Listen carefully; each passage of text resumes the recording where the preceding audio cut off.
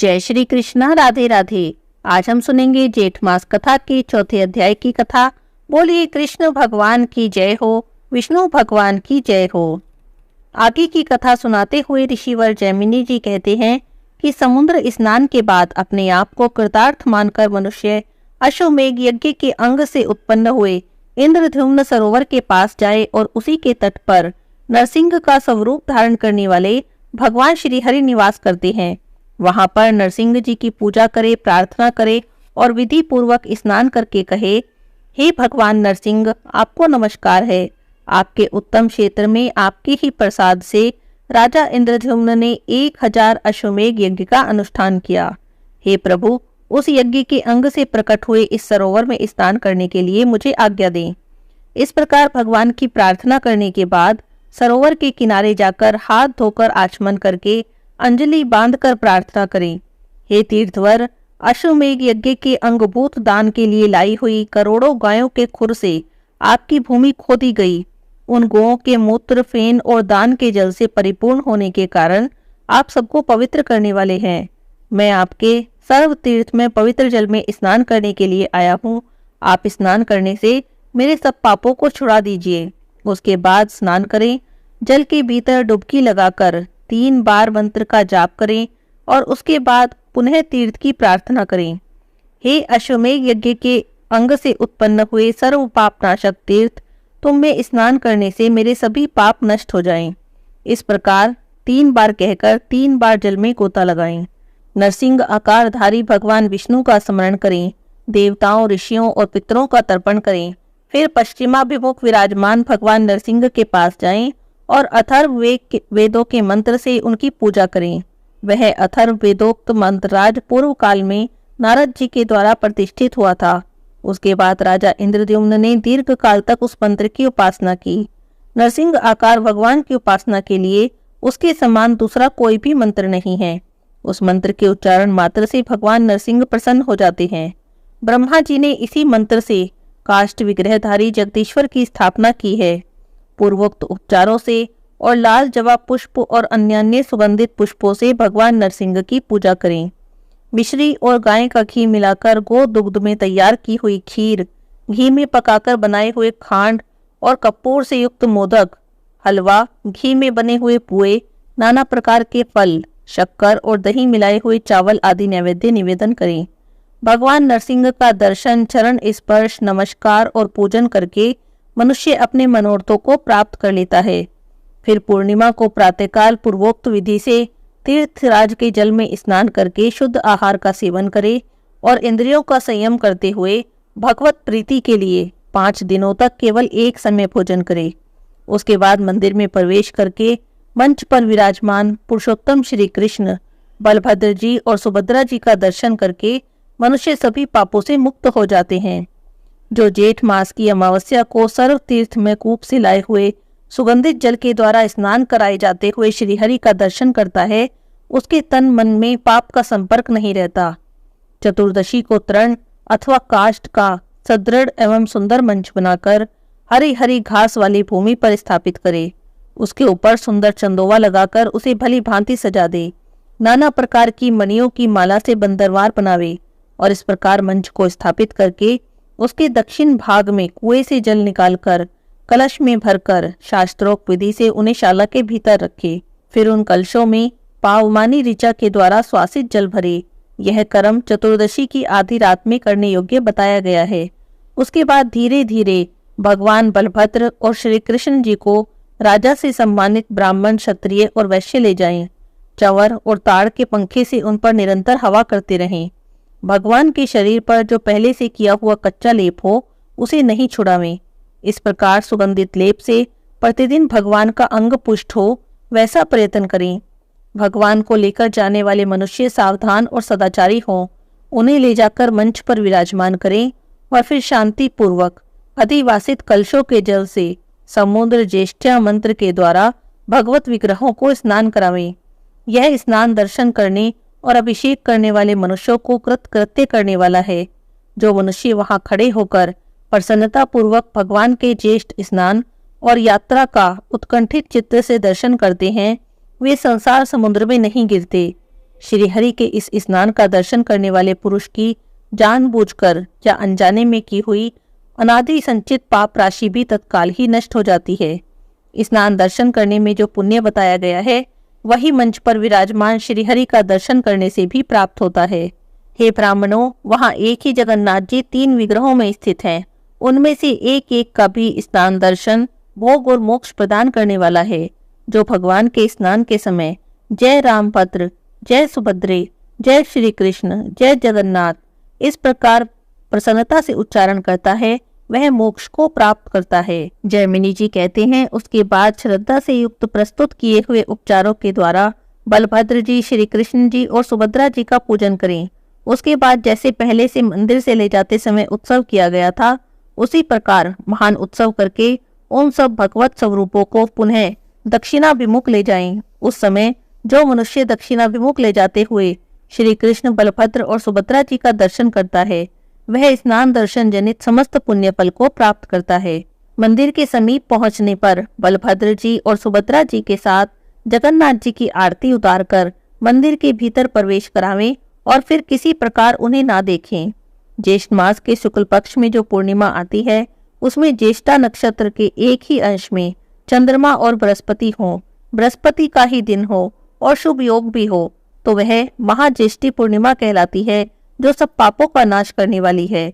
महाज्येष्ठी पूर्णिमा महापुण्यमयी और भगवान की प्रीति को बढ़ाने वाली है। उसमें करुणा सिंधु देवेश्वर जगन्नाथ जी का पूजन और उनके स्नान का दर्शन करके मनुष्य पाप राशि से मुक्त हो जाते हैं। वैशाख के शुक्ल पक्ष में जो पाप नाशनी तीज आती है उसमें रोहिणी नक्षत्र का योग होने पर राजा पवित्र भाव से संकल्प पूर्वक एक आचार्य का वर्ण करे।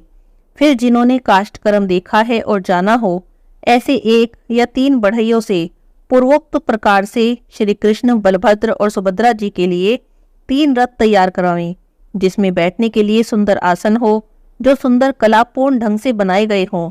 रथों का निर्माण हो जाने पर राजा शास्त्रोक्त विधि के मंत्र के द्वारा उनकी प्रतिष्ठा करे। मार्ग का भली भांति संस्कार करावे। मार्ग के दोनों ओर फूलों के गुच्छे, माल्य, सुंदर वस्त्र, चंवर और फूलों के द्वारा मंडल बनावे। देखने पर ऐसा मालूम हो कि वहां पर सुंदर फूलों से सुशोभित वन पंक्ति शोभा पा रही है। रास्ते की भूमि को बराबर कर दें, वहां पर कीचड़ नहीं रहने चाहिए जिससे भगवान का रथ सुख से चल सके। पग पग पर रास्ते के दोनों ओर पार्श्वों में दिशाओं को सुगंधित करने वाले धूप पात्र रखे जाएं। चंदन के जल का छिड़काव किया जाए। नगाड़ा और ढक्का आदि बाजे बजाए जाएं। सोने चांदी के ध्वज जिनके बीच में चित्रकारी की गई हो लगाए जाएं और उन पर पताकाएं फहराई जाएं। भूमि पर बहुत सी वैजंती मालाएं बिछी हों। अनेकों कसे कसाए हाथी घोड़े प्रस्तुत किए जाएं जिनका भली भांति से श्रृंगार किया गया हो। इस प्रकार सामग्री एकत्रित हो जाने पर उत्तम भक्ति से युक्त राजा महान उत्सव करे। आषाढ़ महीने के शुक्ल पक्ष में पुष्य नक्षत्र से युक्त द्वितीय तिथि आने पर उसमें अरुणोदय के समय भगवान की पूजा करें। ब्राह्मणों, वैष्णवों, तपस्वी और यतियों के साथ राजा स्वयं भी हाथ जोड़कर देवादिदेव भगवान से यात्रा के लिए निवेदन करे। हे प्रभु, आपने पूर्व काल में राजा इंद्रद्युम्न को जैसी आज्ञा दी है उसी के अनुसार रथ से गुंडीचा मंडप के प्रति विजय यात्रा कीजिए। आपकी कृपा कटाक्षपूर्ण दृष्टि से 10 दिशाएं पवित्र हों। स्थावर जंगम समस्त प्राणी कल्याण को प्राप्त हों। आपने यह अवतार लोगों के ऊपर दया की इच्छा से ग्रहण किया है।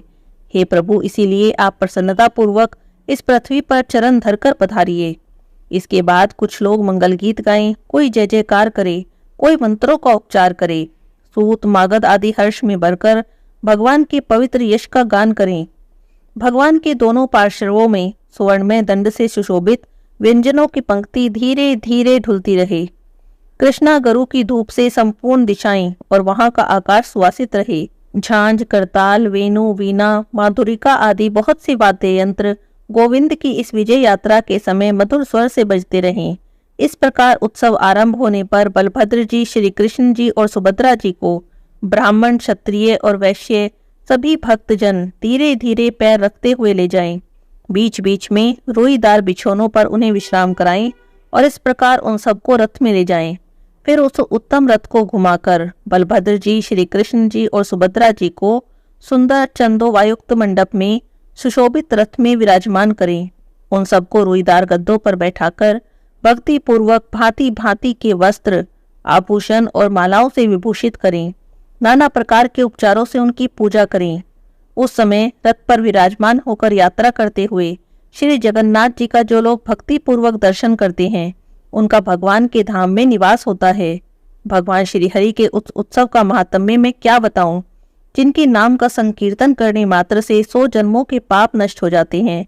रथ में स्थित होकर महावेदी की ओर जाते हुए उन पुरुषोत्तम श्री कृष्ण, बलभद्र जी और सुभद्रा जी का दर्शन करके मनुष्य अपने करोड़ों जन्मों के पापों का नाश कर लेता है। रथ यात्रा के दौरान मेघों के द्वारा जल की वर्षा के संयोग से रथ का मार्ग जब कीचड़ युक्त हो जाता है, उस समय भी वह श्री कृष्ण की दिव्य दृष्टि पड़ने से समस्त पापों का नाश करने वाला होता है। उस पंकिल रथ मार्ग में जो उत्तम वैष्णव भगवान को साष्टांग प्रणाम करते हैं, वे अनादिकाल से अपने ऊपर चढ़े हुए पाप पंक को तत्काल ही त्याग देते हैं और मुक्त हो जाते हैं। जो भगवान वासुदेव के आगे जय शब्द का उच्चारण करते हुए स्तुति करते हैं, वे भांति भांति के पापों पर निसंदेह विजय पा लेते हैं। जो वहां नृत्य करते हैं, गाना गाते हैं, गीत गाते हैं, वे वैष्णवों के संसर्ग से मोक्ष को प्राप्त करते हैं।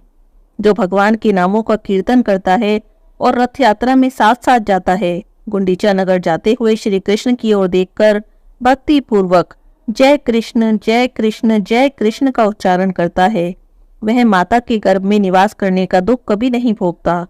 जो मनुष्य रथ के आगे खड़ा होकर चंवर, व्यंजन, फूल के गुच्छों और या वस्त्रों से भगवान पुरुषोत्तम को हवा करता है, वह ब्रह्मलोक में जाकर मोक्ष की प्राप्ति करता है। जो पवित्र सहस्त्र नाम का पाठ करते हुए रथ की प्रदक्षिणा करते हैं, वे भगवान विष्णु के समान हो जाते हैं और वैकुंठ धाम में वास करते हैं। जो मनुष्य भगवान श्री कृष्ण के उद्देश्य से दान देते हैं, उनका वह थोड़ा सा दान भी मेरु दान के समान अक्षय फल देने वाला होता है। जो भगवान के आगे रहकर उनके मुखारविंद का दर्शन करते हुए पग पग पर प्रणाम करते हैं, मार्ग की धूलि या कीचड़ में लौटते हैं, वे क्षण भर में ही मुक्ति रूपी फल को पाकर श्री कृष्ण के उत्तम धाम में जाते हैं।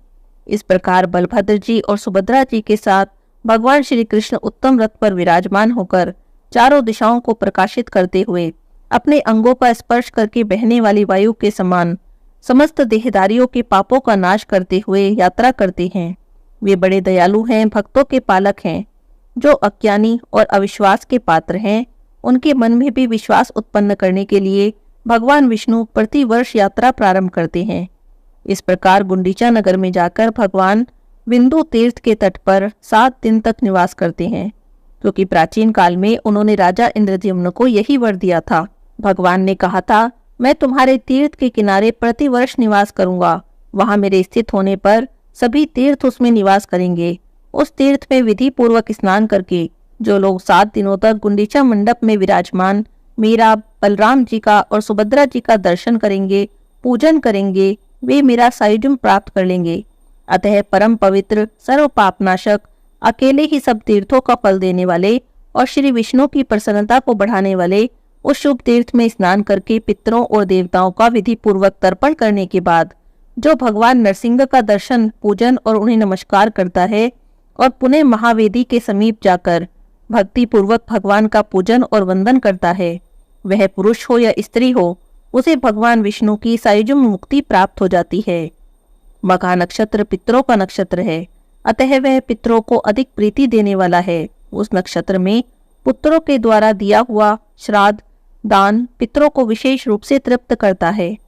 उस सर्व तीर्थ में सरोवर के तट पर भगवान विष्णु के समीप नरसिंह जी और नीलकंठ के मध्यवर्ती अति पवित्र स्थान में यदि मनुष्य श्रद्धा पूर्वक श्राद्ध करे तो अपनी 100 पीढ़ियों का उद्धार कर लेता है। आषाढ़ मास के शुक्ल पक्ष में पंचमी तिथि, मघा नक्षत्र और जगन्नाथ जी का महावेदी पर आगमन, ये तीनों योग यदि इंद्रद्युम्न सरोवर पर प्राप्त हो तो वह पितरों को अक्षय प्रीति देने वाले होते हैं। भाद्रपद मास की अमावस्या को अथवा चारों युगादि तिथियों में जो पितरों के उद्देश्य से अश्वमेधांग संभूत इंद्रद्युम्न सरोवर पर श्राद्ध करता है, उसका किया हुआ वह श्राद्ध सब पापों का नाश करने वाला होता है। 7 दिनों तक मौन भाव से तीनों काल स्नान करे और तीनों संध्याओं में भगवान का पूजन करे। गाय के घी से अथवा तिल के तेल से दीपक जलाए और उसे भगवान के आगे रखकर रात दिन उसकी रक्षा करे। दिन में मौन रहे और रात में जागरण करके भगवत संबंधी मंत्रों का जाप करे। इस प्रकार 7 दिन बिताकर 8वें दिन प्रातःकाल उठकर प्रतिष्ठा करावे। इस व्रत राज का विधि पूर्वक पालन करके मनुष्य धर्म, अर्थ, काम और मोक्ष चारों पुरुषार्थों को अपनी रुचि के अनुसार प्राप्त करता है। 7 दिनों तक वहां रथ की भली भांति रक्षा करके 8वें दिन उन सभी रथों को पुनः दक्षिणा विमुख कर दे और वस्त्र, माला, पताका और चंवर आदि से उनकी पुनः सजावट करे। आषाढ़ शुक्ला नवमी को प्रातःकाल उन सब भगवत विग्रह को रथ पर विराजमान करे। भगवान विष्णु की यह दक्षिणाभिमुख यात्रा अत्यंत दुर्लभ है। भक्ति और श्रद्धा से युक्त मनुष्य को इस यात्रा में प्रयत्न पूर्वक भाग लेना चाहिए। जैसे पहली यात्रा है उसी प्रकार यह दूसरी भी है। दोनों ही मोक्षदायिनी है। यात्रा और मंदिर प्रवेश ये दोनों मिलाकर भगवान का एक ही उत्सव माना गया है। यह पूरी यात्रा 9 दिनों की होती है। जिन लोगों ने 3 अंगों वाली इस यात्रा की पूर्णतः उपासना की है उन्हीं के लिए यह महावेदी संपूर्ण फल देने वाली होती है। गुंडीचा मंडप से रथ पर बैठकर दक्षिण दिशा की ओर आते हुए श्री कृष्ण, बलभद्र जी और सुभद्रा जी का जो दर्शन करते हैं वे मोक्ष के भागी हो जाते हैं, अर्थात भगवान के वैकुंठ धाम में जाते हैं। हे मुनिवरों, इस प्रकार मैंने तुमसे महावेदी महोत्सव का वर्णन कर दिया, जिसके सुनने मात्र से मनुष्य निर्मल हो जाते हैं। जो प्रतिदिन प्रातःकाल उठकर इस प्रसंग का पाठ करते हैं अथवा सावधान होकर सुनते हैं और भगवत प्रतिमा का चित्र लेकर भी उसे रथ में बैठाकर भक्ति भाव से इस रथ यात्रा को संपन्न करते हैं, वह भी भगवान विष्णु की कृपा से गुंडीचा महोत्सव के फल को वैकुंठ धाम में जाते हैं। बोलिए श्री जगन्नाथ भगवान की जय हो, बलभद्र भगवान की जय हो, देवी सुभद्रा की जय हो। जय श्री कृष्णा। राधे राधे।